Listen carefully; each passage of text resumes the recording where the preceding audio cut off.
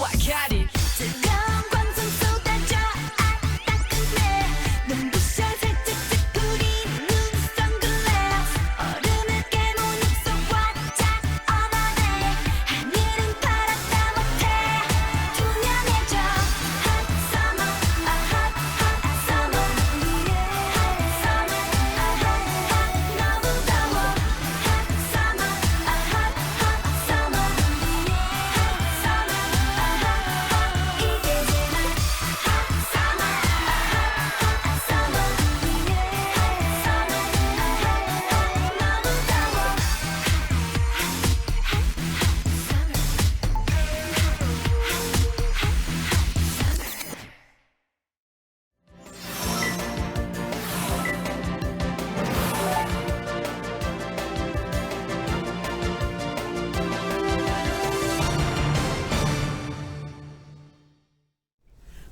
안녕하세요. 뉴스데스크의 바람잡이 지영은 기자입니다. 네, 엄정원입니다. 오늘은 스카이워드님이 네. FX의 핫서멀 이 노래는 뭐 이 노래는 히트곡이죠? 뭐 여름이면은 정해주셨습니다. 뭐. 네. 근데 저는 개인적으로 이 노래가 어딜 가나 나오잖아요.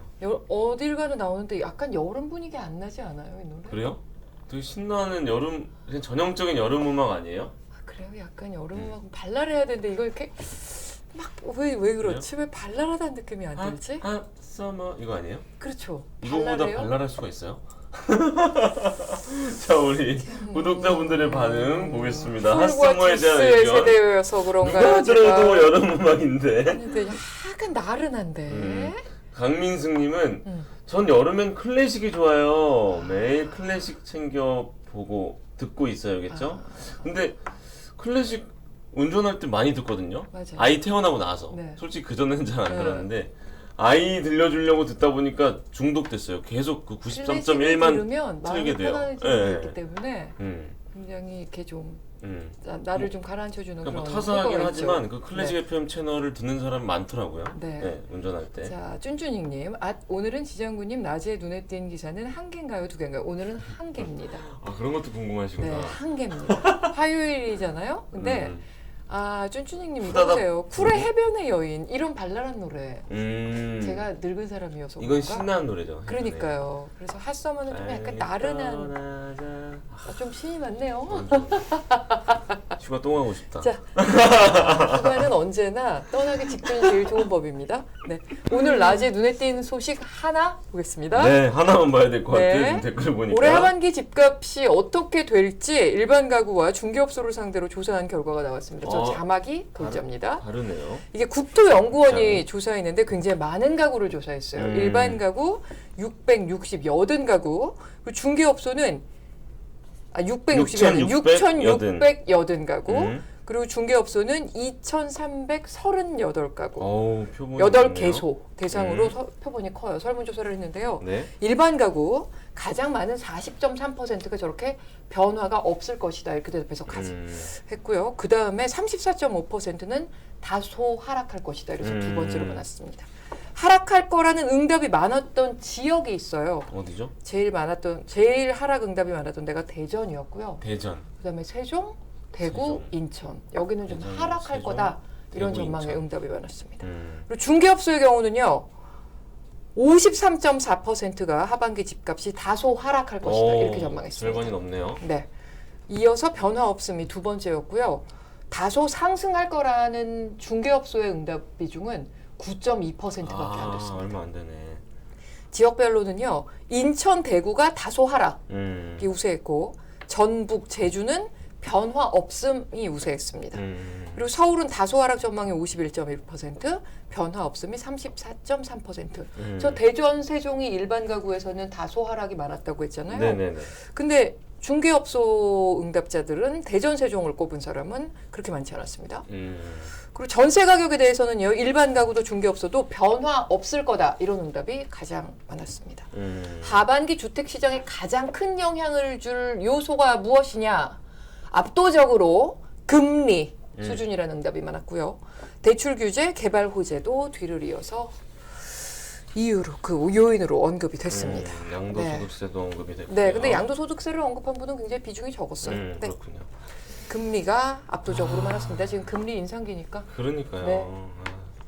이미 대출 받아 산 분들도 지금 걱정이고 그렇죠. 집을 못 산 분들도 어떻게 사지? 집값의 동향도 이런 금리가 걱정하고 굉장히 계시죠. 많이 영향을 줄 걸로 예상이 되고 있습니다. 네. 오늘은 오랜만에 음. 프리 초대석이 준비됐습니다. 그러니까요. 이거 주원 씨 멘트 차례인데 지금 근데- 약간 멍 때리고 있었어요. 그렇네요. 멍 그렇네요. 아니 때려서 지금 어떻게 아셨지? 네. 엄지영이라고 오늘은?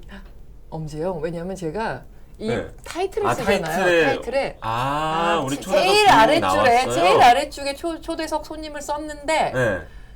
타이틀까지 꼼꼼하게 봐주시는 이런 분들 너무 아니, 저 지금 감사합니다. 엄지영, 엄지조 너무 웃긴 거예요. 어떻게 아셨지? 타이틀 제일 밑에 그러니까요. 실명 세자를 썼는데 이거 내가 여러분이 음. 보시나 안 보시나 보고 살짝 숨겨서 썼는데 타이틀까지 읽어주시는군요. 정말 감사합니다. 엄지조 네.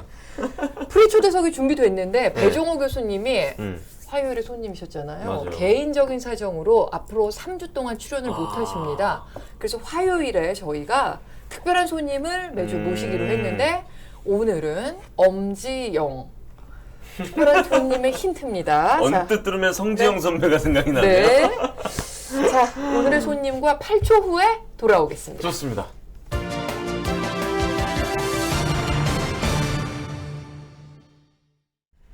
자, 프리초대석입니다. 사회팀 조재영 기자 나와 있습니다. 어서 오십시오. 어서 오십시오. 네, 저 아. 뭐 잊혀질만 하면 네, 그 이 자리를 몇 달 빛내주시고 전에도 또 빛내주시고 와서 하는 도와주셨는데 뭐 고맙습니다. 거의 오늘도. 프리데스크의 식구라고 할 수 있는 아, 조재영 기자 아유, 나왔습니다. 불러주셔서 네, 감사합니다. 오랜만에 인사를 좀 아, 해주시죠. 네. 안녕하세요. 사회팀의 조재영 기자입니다. 네. 엄지영 되게 보고 충격적이었어요. 네. 너무 정말 실존하는 인물처럼 마치 제가 엄지영이 된 것 같은 위화감이 느낌이네요. 없어요. 네, 자연스러워요. 유해가 없습니다. 네. 네. 자, 그럼 본론으로 빠르게 가보겠습니다. 그럴까요?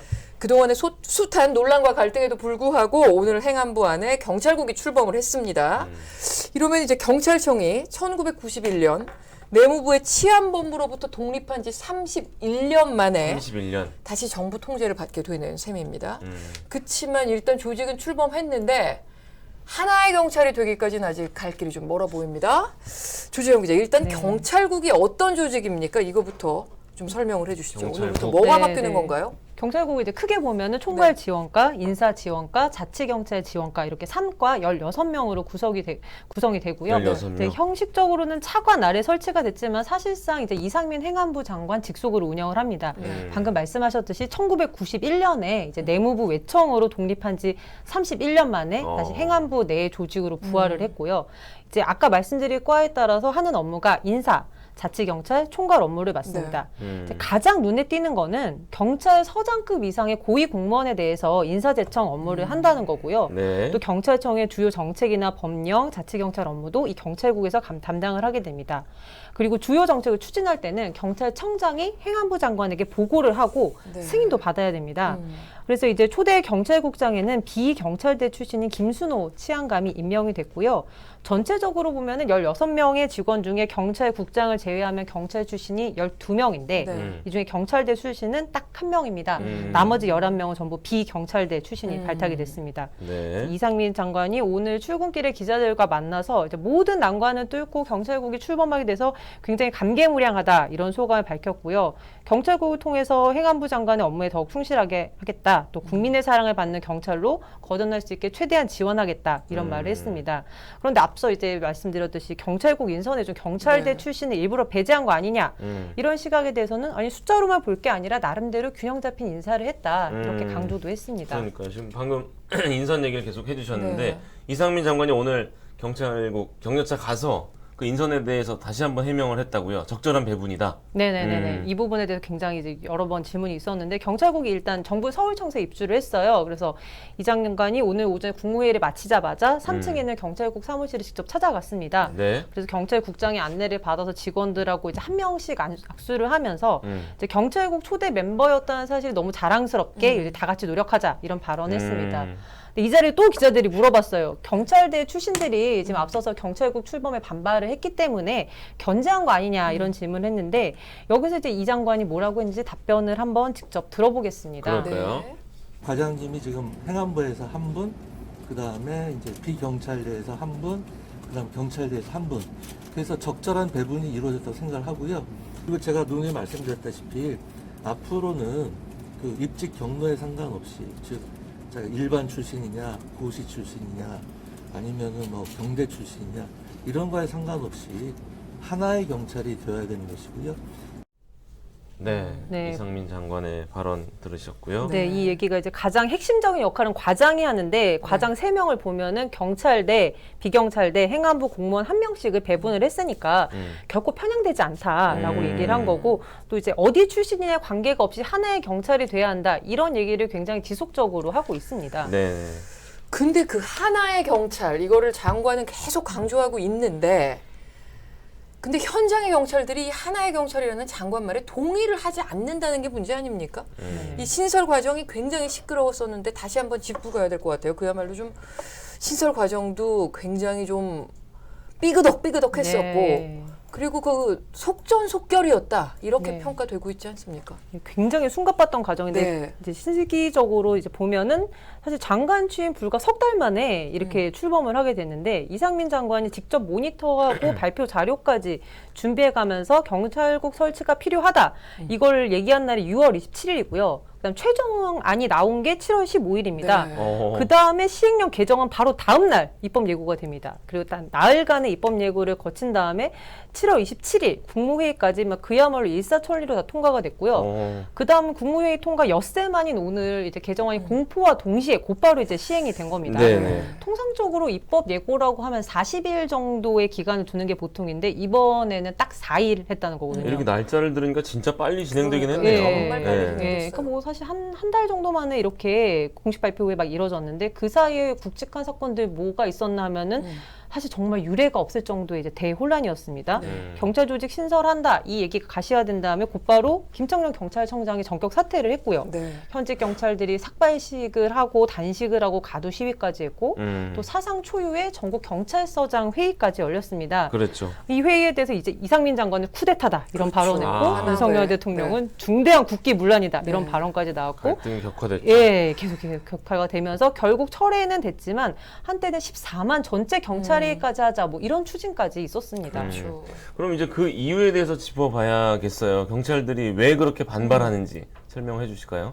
네, 그 논의가 왜 나왔냐? 사실 이 배경을 보면은 우리 일명 검수완박법이 있습니다. 검찰의 수사권을 완전히 박탈한다는 이른바 검수완박 법안이 통과가 되면서 네. 이제 9월부터는 공직자 수사, 방위산업 수사, 대형 참사 수사가 모두 이제 경찰 넘어가죠. 몫으로 예, 네. 넘어갑니다. 그러니까 경찰 권한이 너무 커진다. 이렇게 얘기를 하는 거고 또 국정법이 개정됐기 때문에 2년 뒤부터는 대공 수사권까지 다 경찰에 네. 넘겨받게 되는 거예요.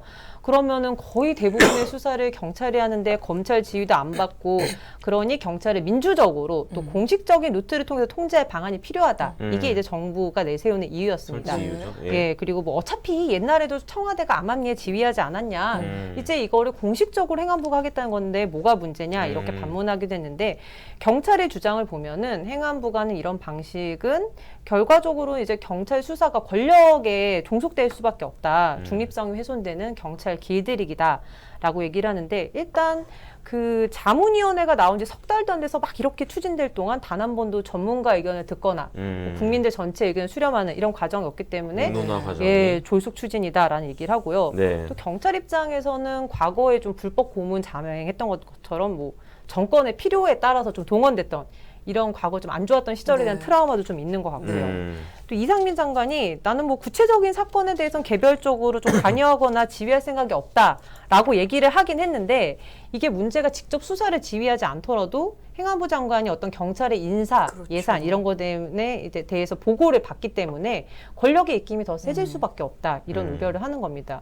당장 예를 들어서 법무부 검찰국을 보면 지금 현재 검찰총장이 없어도 네. 법무부 장관이 검찰 간부 인사를 하잖아요. 네. 그러니까 행안부 역시 경찰청장 패싱하고 인사할 수 있다 이런 우려가 나오고 네. 또 검사들은 옷을 벗고 나가도 변호사를 할 수 있습니다. 그런데 이제 행정공무원이 경찰은 그런 대안이 없잖아요. 나가면. 네. 그러니까 일단 위에서 인사권을 틀어주면은 굉장히 취약해질 수밖에 그렇죠. 없는 특징을 감안해야 한다. 이런 얘기를 합니다. 이런 사정들 때문에 이제 이 발표 당시에 일선 경찰관들이 경찰국을 설치하는 거는 유신 정권을 획이다. 이런 말까지 하면서 독립선언문까지 발표하는 뭐 그런 사태도 있었습니다. 지금 삐까뻔쩍님이 국민들이 이 뉴스를 좋아할까요? 하셨는데 모든 언론이 지금 블랙홀처럼 이 뉴스에 지금 빨려 들어가 있습니다. 뭐 네. 그만큼 중요한 뉴스기도 중요한 하고 뉴스니까요. 정치권에서 네. 지금 이 얘기밖에 돌아다니는 소식이 없어요. 그렇죠. 조금 전에 조재영 기자가 이제 전문가 의견 듣거나 국민 의견 수렴하는 절차가 없었다는 얘기를 했는데 게다가 당사자인 경찰들의 의견을 수렴하는 과정도 없었던 것도 굉장히 큰 문제였던 것 같아요. 그렇기 때문에 정말 사상 초유의 경찰국 신설에 반대하는 전국의 경찰서장급 간부들이 모이는 일이 있었습니다. 네, 정말 한 번도 없었던 일이죠. 네. 예, 지난 7월 23일 토요일 오후였는데 충남 아산에 있는 경찰인재개발원에서 사상 초유의 총경급 회의가 열렸습니다. 이때 류삼영 당시 울산 중부경찰청서장이 경찰 내부망에 글을 올렸습니다. 이때 경찰국 신설에 대해 설문조사를 해봤더니 대부분 총경들이, 그러니까 서장급들이 반대 의사를 표시했고 또 서장회의가 필요하다고 공감을 했다. 회의를 한번 해보자 제안을 했는데 여기 이제 전국 약 600명 정도 되는 서장급 경찰 중에서 3분의 1이 참석을 했습니다. 그래서 4시간 동안 회의가 진행이 됐고요. 현장에서는 아무래도 경찰국 신설에 반대하는 의견이 압도적이었다고 합니다.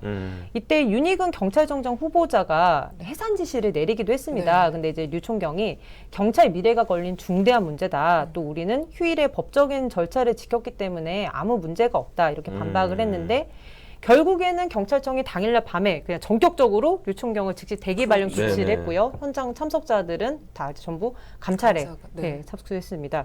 그러니까 이런 식으로 경찰 지휘부가 강경 대응을 하니까 경찰 온라인 내부망을 비롯해서 현장에서는 또 반발이 더 거세진 측면도 있는데요. 네. 그때 이제 징계를 받자마자 류 총경이 바로 당일 MBC와 직접 인터뷰를 했었습니다. 네, 당시 영상 한번 잠깐 보시겠습니다. 네. 볼까요? 특히나 이 행안부에 그 경찰국을 신설해서 경찰의 고위 경찰의 인사권을 장악하게 되면 경찰이 그 인사권자를 바라보게 되고 우리가 잘못한 것이 반복될 수 있을 가능성이 있기 때문에 법적인 시비 없이 이렇게 할 수 있도록 일단 멈춰 주십사 하는 게 제 바람입니다.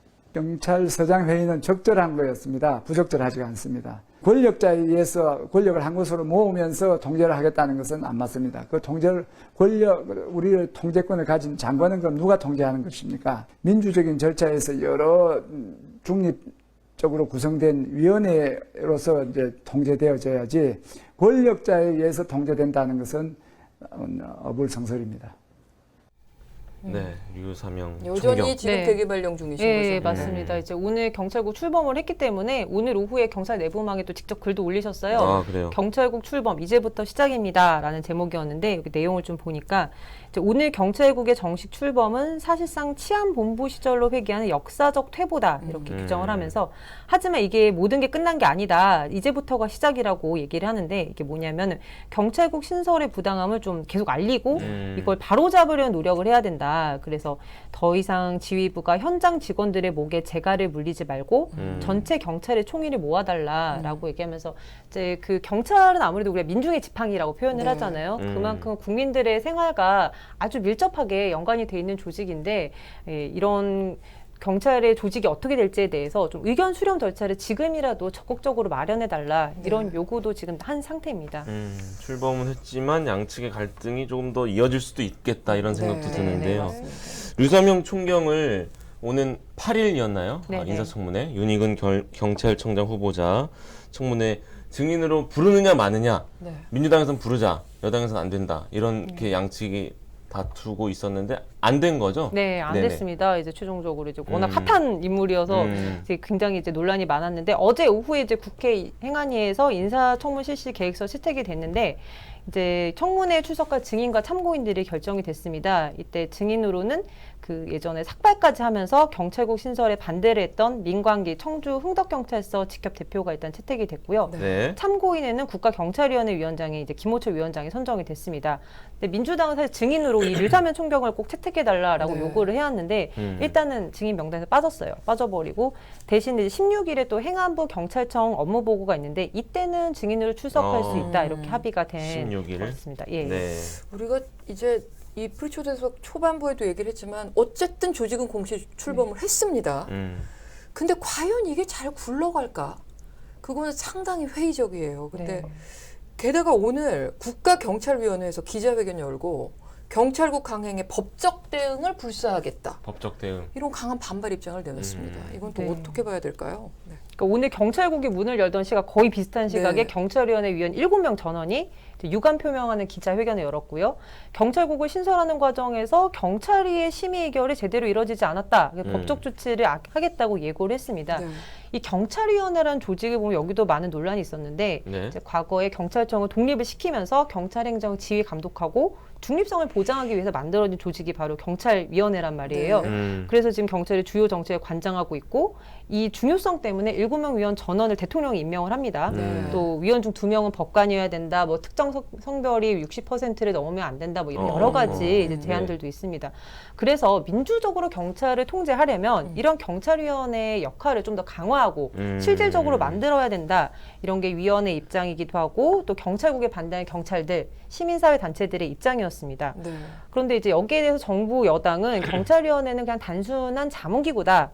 그리고 이거 좀 민주적 통제가 아니라 민변 통제다. 이런 색깔론까지 들고 나왔던 상황인데요.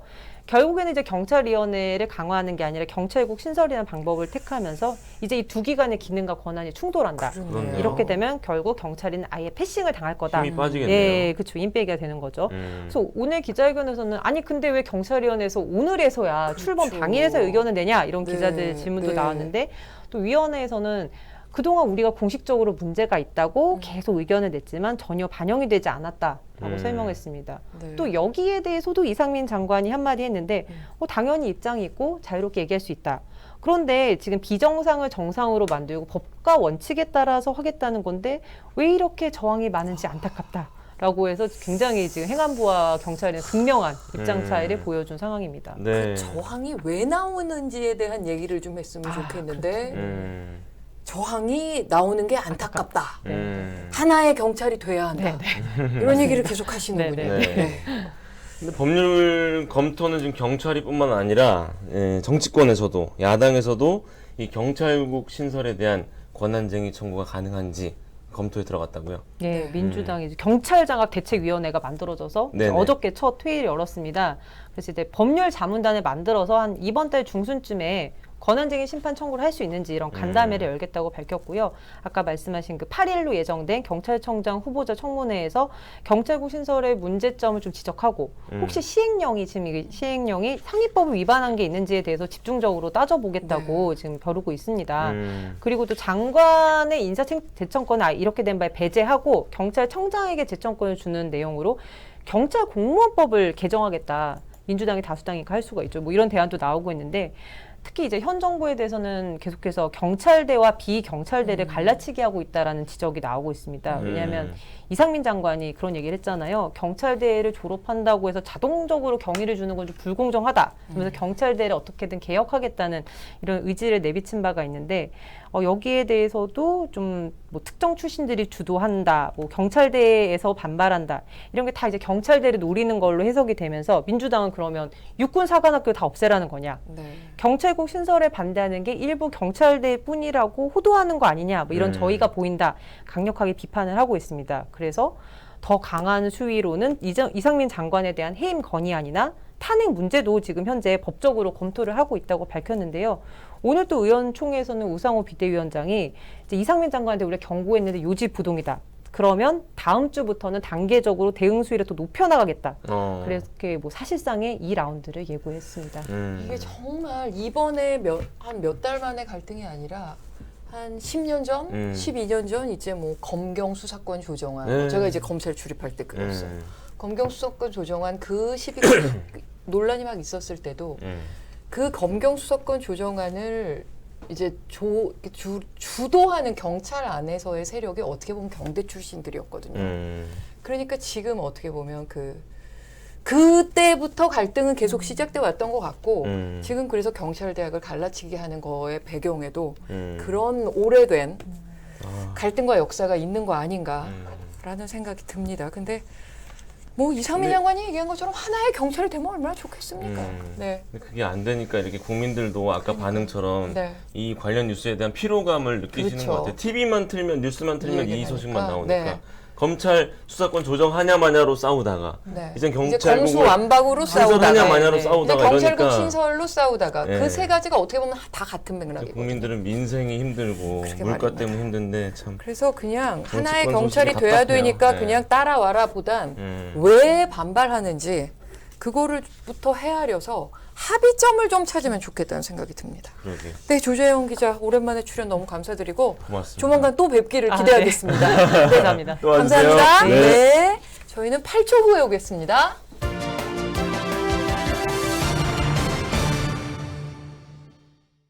하죠? 오, 3분 자, 반. 네, 오늘 오늘은 천천히 해도 할수 되겠습니다. 있겠네요. 퀴스트 산책. 네. 좋습니다.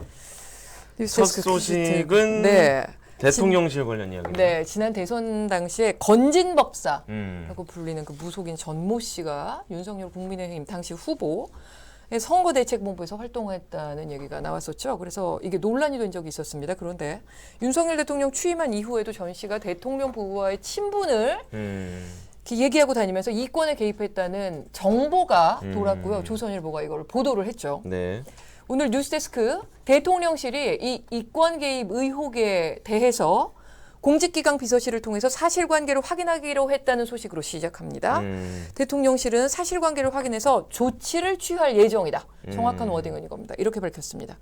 이 전모 씨는요, 대통령 부부와의 친분을 강조하면서 세무조사나 인사 등에 영향을 미칠 수 있는 것처럼 행세하면서 이권에 개입했다는 의혹이 지금 제기가 됐습니다. 네. 전 씨 본인은 이 같은 의혹을 전면 부인하고는 있는데 이게 보도가 나오면서 파장이 만만치 않게 됐습니다. 뉴스데스크에서 전 씨가 어떻게 친분을 과시하면서 어떤 청탁을 하고 다녔는지 자세히 보도하겠습니다. 네.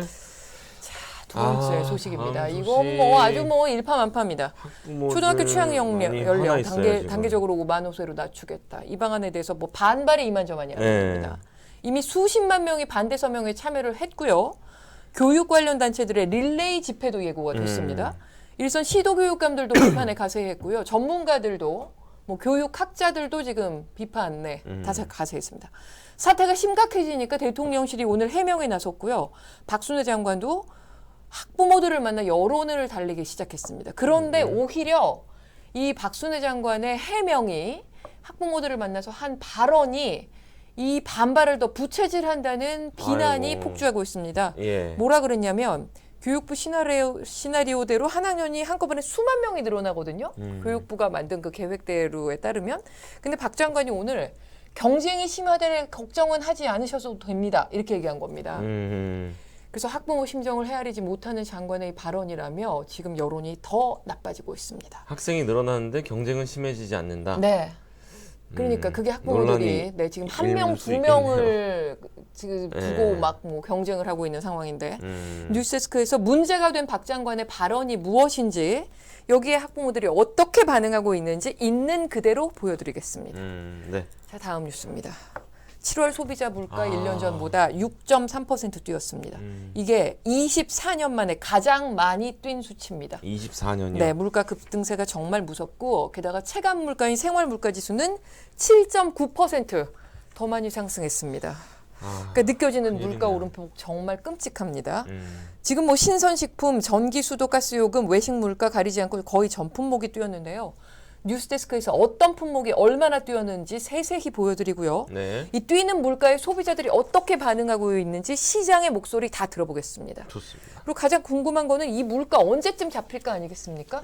오늘 뉴스데스크에 도대체 이게 언제까지 얼마나 오를지를 다 짚어보고요. 내년에는 어떨지까지 전망해 보겠습니다. 네. 자, 마지막 소식은 정말 끔찍한 소식입니다.